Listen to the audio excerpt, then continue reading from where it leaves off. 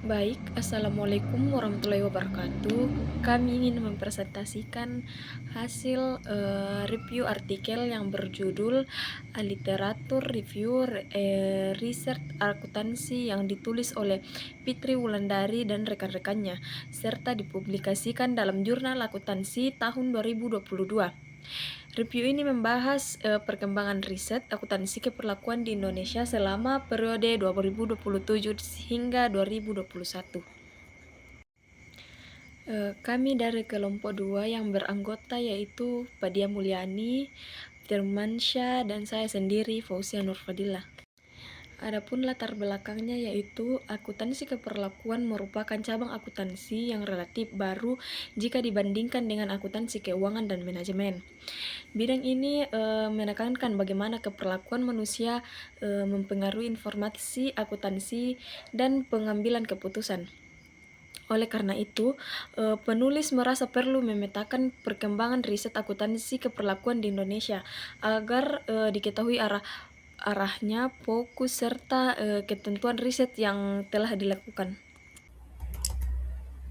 Bismillahirrahmanirrahim. Assalamualaikum warahmatullahi wabarakatuh. Perkenalkan, nama saya Firmansyah dari kelompok 2, melanjutkan dari pembahasan yang telah dipaparkan oleh rekan saya, yaitu di slide berikutnya. Penelitian ini memiliki 4 tujuan utama. Yang pertama, memetakan topik penelitian akuntansi keperlakuan. Yang kedua, mengidentifikasi metode penelitian yang digunakan. Yang ketiga, mengidentifikasi subjek penelitian yang paling sering diteliti. Dan yang keempat, menganalisis jumlah sitasi sebagai indikator pengaruh akademik dari topik-topik tersebut. Kemudian yang kedua, di slide berikutnya, metode penelitian yang digunakan dalam penelitian ini adalah Systematic Literature Review atau SLR dengan pendekatan kualitatif deskriptif. Penulis mengumpulkan 74 artikel dari 16 jurnal akuntansi yang terakreditasi Sinta 2. Artikel-artikel tersebut kemudian diklasifikasikan berdasarkan topik, metode penelitian, subjek penelitian, dan jumlah sitasi. Kemudian selanjutnya di subjek penelitian kami telah memberikan sampel atau tabel yang ada di subjek penelitian. Di sini dijelaskan bahwasanya mayoritas penelitian menggunakan mahasiswa atau akademisi sebagai responden, yaitu sebesar 44% atau sebanyak 33 responden. Yaitu yang kedua, subjek karyawan dan stakeholder berada di urutan kedua dengan 26% atau 19 responden. Sedangkan akuntan dan auditor itu 19% atau 14 responden, sehingga hal ini mengidentifikasikan masih terbatasnya penelitian yang melibatkan praktisi secara langsung. Mungkin ini yang saya bisa sampaikan. Demikian, wassalamualaikum warahmatullahi wabarakatuh. Selanjutnya yaitu berdasarkan sitasi pada artikel. Jika dilihat dari jumlah sitasi, topik fraud memiliki sitasi tertinggi dengan total 94 sitasi. Hal ini menunjukkan bahwa topik fraud tidak hanya banyak diteliti, tetapi juga memiliki pengaruh akademik yang kuat.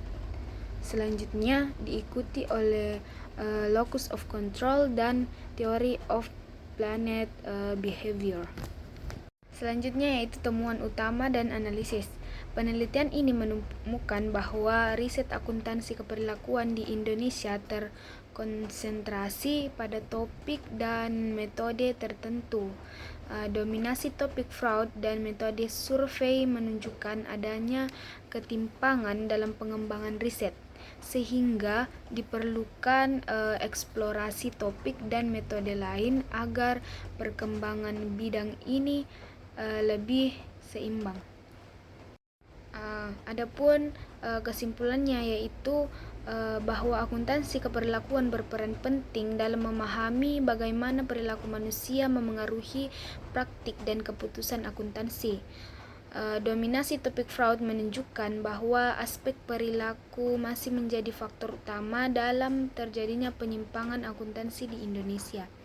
Penggunaan teori perilaku seperti Theory of Planned Behavior dan Locus of Control menegaskan bahwa sikap, niat, dan pengendalian diri individu berpengaruh terhadap kualitas pelaporan dan pengambilan keputusan akuntansi.